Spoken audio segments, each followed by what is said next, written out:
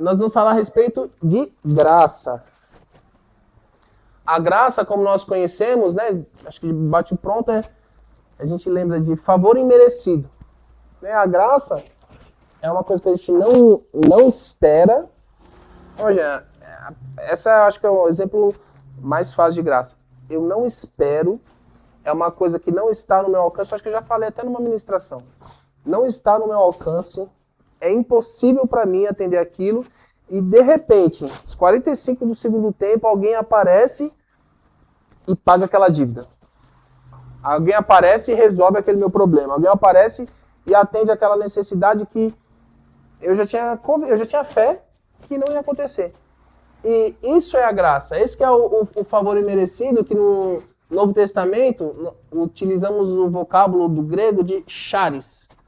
Aí fica esse vocábulo está em grego e aqui é uma pronúncia próxima ao português, que significa favor sem recompensa. Ou seja, fui atendido sem merecimento, fui contemplado sem minimamente fazer por onde ou merecer. E aqui a gente tem alguns aspectos. Ó. É um favor, é uma misericórdia.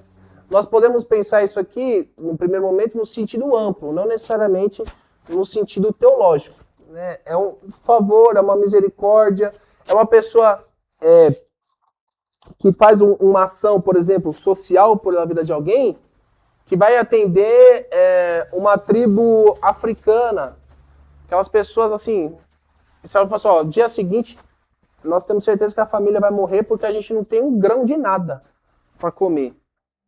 Aí vem uma ação e atende aquele povo. Atende por quê? Foi um favor imerecido. Eu senti, eu vou entregar, eu vou abençoar. Você vai esperar alguma coisa em troca? Não vou. Por quê? Porque a pessoa não tem como me retornar. Não tem como me favorecer de uma forma proporcional. Porque o sentimento que ele tem num prato de comida, talvez é o mesmo sentimento que eu tenho de ter um apartamento de 150 metros quadrados. É o mesmo desejo. Eu atendi ele na necessidade dele. Ele jamais vai poder me atender na minha necessidade, no olhar lógico da coisa. Então, graça é considerado um tipo de graça isso. Né? Um amor e favor de Deus para com o homem, vendo na visão teológica. É boa vontade, tolerância quanto ao pagamento de um débito. Eu não sei se os irmãos já passaram por essa situação, mas eu especificamente não passei, mas olha que engraçado. Até hoje eu não entendi aqueles milagres estranhos, que eu mesmo sou cético desse aqui. Eu vou contar o que aconteceu comigo. Eu estava precisando de um valor X, eu não tinha, assim, eu já pensei, meu Deus, eu não tenho como pagar esse valor. Acho que era, sei lá, uns R$1.000 e poucos. Eu já tinha pago tudo que eu tinha para pagar e deu essa brecha. Eu fiquei assim, sabe, a gente tem família, a gente fica louco, né? Caramba, o que eu vou fazer com isso? Eu não sei porquê, em uma situação, deixaram de recolher o valor da minha conta da Caixa para debitar a parcela do financiamento do imóvel. Eu fiquei louco da vida. Já me basta eu estar devendo R$1.000 e tantos e não ter o dinheiro. Agora eu olhei na minha conta, não debitaram esse valor da mensalidade. E eu só consigo resolver indo na agência. Vou ter que pedir um dia de home office para eu ir resolver isso aqui. Sabe-se lá que hora que eu vou conseguir resolver. Eu já fui louco para a agência. Não, mas não pode uma coisa dessa. Que banco atrasado que não resolve essa. Aí cheguei lá, a pessoa super solista me atendeu super rápido. E eu fui explicando, fui passando a conta. Aí, eu falei assim, senhor, tem um crédito eu não sabia desse negócio de Caixa Tem, nem tinha. Tem um crédito de R$1.000 e tantos no Caixa Tem do senhor. O senhor quer já aproveitar e entregar esse valor? Eu já fiquei assim, mas de onde é que é? Assim, aí ela puxou o extrato, mas não tinha informação de onde viu o dinheiro. Sim, porque eu era o cético. Procura de quem é que eu vou devolver, porque não é meu, não tinha dinheiro. Eu era assim. Irmão, caiu um dia na sua conta, vai procurar que é de alguém. Não é seu, não. Não é o que aconteceu comigo? Eu saí de lá com a conta paga. Eu não tinha nem fé para isso. Isso nem precisou da minha fé. Foi um favor de fato imerecido. Eu não tive merecimento algum e até hoje eu não sei de onde que... Temos exceção. Minha fé não foi ativada. Minha fé não foi ativada. Simplesmente chegou lá, ó. Isso aqui é o conta do seu boleto. Eu saí de lá feliz porque eu resolvi uma coisa e não tive juros, porque era para eu ter um juros, porque não foi debitado no data certo. E já recebi um valor para pagar um boleto que estava em aberto. Isso é graça. É um favor, eu não merecia, não fiz por onde. Eu não trabalhei por esse dinheiro, eu não fiz um sacrifício, eu não me doei. Então, essa é uma pequena analogia que serve para a nossa salvação. Então, graça é isso. Por isso Judas, no livro de Judas fala, né? Não é por obras para que você se glorie. O próprio Deus, o texto, a gente acho que vai usar esse texto aí no estudo. Não é por obras. Por quê? Para você não se gloriar, porque o ser humano é de se gloriar sim. Eu tenho acesso ao céu, eu tenho um green card do céu. Eu posso acessar lá. E não foi Donald Trump que me deu. Foi o próprio God. Então, a gente tem esse mau hábito. Por quê? Porque eu caminhei dessa forma. Eu agi correto na terra. É por isso que eu vou viver o extraordinário no céu. Sabe, se tivesse uma brechinha, a gente ouve tanta loucura, irmãos. Né? Abrindo um parênteses aqui. A gente até aceita algumas. Então não ia ser difícil isso acontecer. E às vezes acontece. Imagina se desse uma brechinha. Então, é isso, é uma gentileza. Deixar de fazer um mal para um ofensor. É como Davi com Saul. Eu tinha chance de meter a espada, lançar a lança nele, que ele estava aqui, ó, vulnerável. Não vou fazer isso. Vou ter graça pela sua vida. Você não mereceu. Você merecia a mesma espadada no pescoço. Mas eu não vou fazer. Não vou tocar. Isso é graça. Vamos lá. Assim, a graça é um favor divino manifestado àquele que não merece. Com esta palavra, os escritores inspirados demonstram que ninguém é merecedor do favor divino pelo pecado herdado de Adão. Todos, sem exceção, são merecedores da condenação. Mas Deus nos paga conforme os nossos... Deus não nos paga conforme os nossos merecimentos. Pelo contrário, age exatamente diferente, conforme podemos ver no texto de Colossenses 2,14, que diz, havendo riscado o escrito de dívida que havia contra nós nas suas ordenanças, o que nos era contrário, tirou-os do meio de nós, cravando-a na cruz. Olha que texto lindo. A gente às vezes se emociona, a gente lê, depois, gente, tá na Bíblia? Coisa mais linda isso aqui. Mas é a verdade. Então, sem merecimento algum. Olha aqui, cravou na cruz essa dívida, esse atestado de que nós éramos escravos do pecado. Essa carta de alforria foi comprada com sangue vertido na cruz, de um preço que nós pagamos pela natureza humana nossa. Mas, gente, quem errou foi Adão, não tem nada a ver com isso. É sua natureza, nossa raiz. Então, o que nós queremos dizer com isso? Ele lá atrás gastou o livre-arbítrio e ele tendenciou as nossas ações aqui. E por isso que nós pagamos o preço desse pecado. É porque nós somos tendencionados ao erro. Nós somos enviesados ao erro. Não tem como. Pode ter nascido no melhor berço, pode ter nascido com a melhor situação socioeconômica, pode ter os melhores estudos possíveis, seculares. Não adianta. O ser humano tem a raiz pecaminosa, ele vai se enviesar para o mal e as atitudes dele vão condicioná-lo. Nos nossos olhos, um mais, outro menos, mas para Deus não existe tamanho ou proporção de pecado. Todos pecaram, independente do tamanho desse pecado, do tamanho desse erro. Para o nosso Deus é igual, como a gente falou, aqueles 613 mandamentos são 613 mandamentos distintos. Mas quem errou um, errou todos e não faz diferença nenhuma se não colocou uma grade, um parapeito na sua varanda ou se deixou seu boi solto para assassinar alguém. Não importa. Pecou, errou da mesma forma. e toda a lei caiu por terra através disso. Então, nós temos esse entendimento aqui que nós éramos merecedores da ira de Deus, da condenação. E através da graça, que assim, não tinha perspectiva nenhuma nossa de pagar isso. Porque o salário do pecado é o quê? A morte. Mas o dom gratuito de Deus é a vida eterna. É dom, é gratuito, é de Deus. Assim, não tem o que eu faço.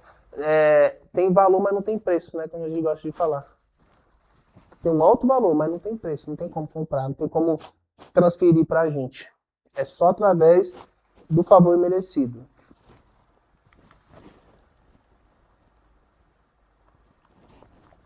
A graça como um ponto operante na salvação. Em Efésios 2, 8 e 9, lemos: porque pela graça sois salvos, mediante a fé. Isso não vem de vós, é dom de Deus, não de obras, para que ninguém se glorie. Ou seja, não tem como nós nos gloriarmos, nós batemos nosso peito, nós temos essa convicção que é pelo que nós podemos fazer, pelo que nós acreditamos. Não tem como. É dom de Deus, é algo que vem dele. Por esse texto, o apóstolo Paulo nos diz que a salvação é pela graça, um dom gratuito e merecido da parte de Deus. Essa graça opera por meio da fé, de tal maneira que a fé é o instrumento pelo qual a graça opera para nos salvar. Para enfatizar que a salvação é um dom de Deus, a Bíblia diz que desde o começo somos salvos pela graça. Sendo assim, entendemos que a salvação não provém de nós mesmos, mas de Deus. É um dom divino que não depende das obras, ou seja, não depende daquilo que o homem faz e muito menos dá espaço para a vanglória, para que ninguém se glorie. Ou seja, já deixou bem claro. Nós conseguimos olhar a graça e a forma como Deus queria demonstrar graça para o povo de Israel vendo a separação dos levitas. Então, o Senhor não conseguia pegar para si os primogênitos de cada um dos povos, né, cada um das tribos de Israel. Isso não era possível. Então, Deus escolheu os levitas para ser os seus primogênitos. Ele separou aquele povo. O povo levita, irmão, a tribo de Levi não tinha terras. Eles não tinham um espaço físico para aquela tribo que posteriormente praticamente virou nações, né? Mas aquela tribo não tinha um espaço pré-determinado como as outras. Ela tinha feudos dentro das outras tribos. E o próprio Deus falou: vocês são meus, né? A porção de vocês sou eu. A porção de vocês é o Senhor. Então vocês vão ser atendidos em tudo. Na terra, no que vão se alimentar, nos sacrifícios. Então Deus já queria demonstrar que nem aquele cordeiro que o levita levava não era pelo esforço dele. Ele não criou aquele cordeiro, ele não cultivou, ele não comprou. Foi dom de Deus, Deus o entregou. Então Deus já estava mostrando para o povo que vocês são assim. Isso vai acontecer de forma literal na vida de cada um de vocês. O sacrifício a ser feito hoje, você cuida do seu gado, você cuida da sua plantação e se oferta ao Senhor com propiciação dos seus pecados. Mas vai chegar um dia que todos vocês vão viver igual os levitas aqui. Que o que vier vai ser da parte do Senhor, vai ser um favor imerecido. Porque esse sacrifício você não vai poder dizer: eu me sacrifiquei para ter esse gado, esse sacrifício hortaliça. Não, foi o Senhor que te deu. Foi o Senhor que te entregou. E isso aconteceu quantos e quantos anos depois? Por isso que eu falo, foi uma construção de Deus para aquele povo, para trazer essa fé, para trazer esse entendimento em pequenas situações do dia a dia, para ir ativando a fé de um coração obstinado. A palavra do Senhor diz: o povo era terrível. O povo deu meia hora de fome, não chegou o lanche da tarde. Cadê meus pepinos? Porque não faltava cebola, porque o negócio era bom demais, não me faltava nada. E Deus pelejando com aquele povo. E Moisés falando: Senhor, tá vendo? Como é que faz? Não, filho, a treta é comigo. Pode ficar tranquilo. Tá perdendo os cabelos aí, tá ficando doido. Tá ficando lelé da cuca, mas ó, calma. Calma que é comigo a situação. Eu vou ensinar esse povo. Eu tenho paciência, minha longanimidade dura. Vai durar com esse povo. Vai sofrer? Vai, mas uma hora vai aprender. E com a gente não é diferente. Né? Nas nossas vidas é exatamente assim. Quantas vezes a gente sofre situações, que depois a gente tem maturidade na fé e fala assim, meu, pra quê? Assim, mas eu precisava. Se não fosse essa situação, a minha fé hoje não seria a mesma, né? Eu não teria essa caminhada que eu tenho hoje. O homem que se encontra sob a graça de Deus é um homem que tem sido absolvido da pena e do poder do pecado. Um vencedor do mal em todas as suas formas. É um homem cujo presente e futuro se acham sob o poder e a direção do Espírito Santo de Deus. No contexto da doutrina da salvação, a graça divina deve ser dividida sob duplo aspecto. Então nós temos essa divisão como favor imerecido da parte de Deus para com todos os pecadores indistintamente. Ou seja, independente do dano, independente da situação, independente do que forma, que contexto que caiu, independente do que aconteceu, esse favor é para todos os pecadores, sem restrição, sem níveis de pecado, sem a gente ser o fariseu olhando para o publicano. Não tem essa.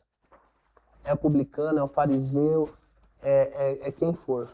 O favor, a graça, alcança a todos. E o segundo aspecto é como o poder restritivo do pecado operante na reconciliação do homem com Deus e na santificação do crente. Ou seja, é um bloqueio. Opa, a partir do momento, ó, já que é para todos os pecadores, que não peque mais, não erre mais. Minha conduta tem que ser diferente, o meu caminho agora é outro. Essa graça gera esse sentimento em mim. E eu me purifico, eu caminho nesse lugar não para buscar a salvação, é porque eu já sou salvo. Eu me coloco nesse lugar de me preservar e ter esse poder que me distancia do pecado, porque agora eu entendi. Eu fui justificado. Eu já sou salvo. Eu estou caminhando em alegria, estando restringido de muitas coisas, porque eu escolhi essa graça. Essa graça me alcançou. E agora, o meu papel é o quê? Eu já sou salvo. Eu já reconheço essa graça. Eu vou caminhar para ter a manutenção dela na minha vida. E para ter essa manutenção na vida, precisa do quê? De fé. Porque senão, se não houver fé, não enxerga a graça. Não tem como. A graça só é enxergada na lente da fé. Porque em outras lentes a gente tem outras justificativas. A gente tem diversos pensamentos filosóficos, estoicos.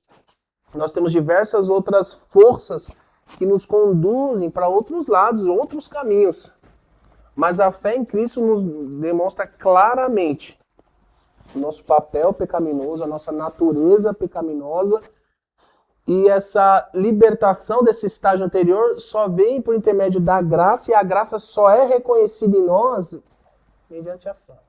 Porque caso não houver a fé, aí a restrição, você restringe a ação de Deus, não do pecado agora. Restringiu. Agora eu não consigo acessar isso porque eu sou incrédulo. E nós aprendemos que um dos aspectos da incredulidade é pecado. Ser incrédulo, você está sendo pecaminoso. Exatamente nesse aspecto de não crer em Cristo, não crer na minha salvação. Não digo que, poxa, às vezes aconteceu algo que me feriu e eu estou com falta de fé agora. Não, mas é a questão da salvação em si. Quem é incrédulo fala assim, não, esse não é o propósito, Cristo não veio para isso, você está sendo incrédulo e você está com uma atitude pecaminosa. Se arrepende dos seus pecados, que está aí não está certo. O apóstolo Paulo caracteriza a condição do homem que se encontra sob a graça com as seguintes palavras: agora, pois, já nenhuma condenação há para os que estão em Cristo Jesus. Romanos 8:1. Depois de liberto do poder do pecado, Deus nos concede a oportunidade de sermos repletos de dons da graça. Porém, adverte-nos para que não recebamos em vão a sua graça. 2 Coríntios 6:1. Tá vendo? Se a gente analisar esse versículo de 2 Coríntios, a gente consegue entender que ainda há uma graduação da forma como a gente recebe. A gente pode receber e no meio da caminhada ser negligente. E a gente viver de uma forma que aparentemente a gente anula essa graça. Porque nós não estamos mais caminhando nesse dom da graça. A gente tem que estar constantemente sendo guiados pelo Espírito para não cair nesse lugar. Né? Porque para o homem, agora em Provérbios, esqueci o capítulo do versículo, mas todos os caminhos para o homem são bons, mas aos seus próprios olhos. Mas é Deus que discerne o espírito. Às vezes a gente está caminhando nesse lugar aqui que desabona a graça. A gente pode estar nesse ambiente de forma inconsciente, irmãos. Eu creio que tem situações que a pessoa erra com a convicção de errar e trazer danos. Mas eu tenho um entendimento também que as pessoas erram de forma inconsciente. Elas erram não pensando em errar. Mas essa questão de errar sem intenção também nos afasta de Deus. Também restringe a ação da graça. Também faz essa graça ser nula na nossa vida. Isso é o restringir o próprio Deus. Pois a graça alcança a vida de um e a pessoa do lado aparentemente vive aquela graça, mas aquela graça já é vã na vida dele. Porque para ele já não faz mais sentido. Porque ele entrou o quê? Eu estou atendendo a minha agenda como oficial, eu estou vindo na casa do Senhor no dia de chuva, eu estou abrindo culto, eu estou servindo na porta. Então você já começa a associar a sua salvação ao seu esforço. Não acontece, irmãos? Às vezes as pessoas não desabafam assim. Eu já participei de reunião de obreiro que a pessoa desabafa e fala, meu Deus, a pessoa desvirtuou total da fé dela. Às vezes começou certo, mas só que ela nem percebeu no lugar que ela se colocou. Colocando as ações e as realizações como igreja, como corpo de Cristo, como algo que abonasse a conduta dela, ou como algo que certificasse o céu para ela. Não é verdade. Ítalo, essa pessoa foi mal intencionada? Não, não foi. Ela caiu nesse lugar porque o Senhor pesa meu espírito, traz o discernimento, em outras palavras, né? Em outras traduções, me traz discernimento que eu não tenho capacidade de discernir meu próprio espírito às vezes. Porque as coisas acontecem, as coisas fluem na minha vida e eu já associo, estou 100% certo. Não, irmão, a gente tem que estar sempre com o pezinho atrás. Opa, eu tenho que sempre estar com o alerta ligado para me colocar pés no chão, para ter expectativa alinhada. Opa, olha, graças a Deus está me usando desse lado, mas eu não posso esquecer e não posso estar exposto de outro. Então, e é uma construção que nos custa. Mas é a forma que nós devemos viver, para que nós não recebamos em vão a sua graça, ou seja, a graça do próprio Deus. Então, hoje acabamos, graças ao nosso bom Deus. Foi muito produtivo. Vou deixar aqui para os irmãos tirarem foto. Aí, posteriormente, aí a gente passa o QR Code. Já vou deixar a palavra aí com o nosso pastor. Amém?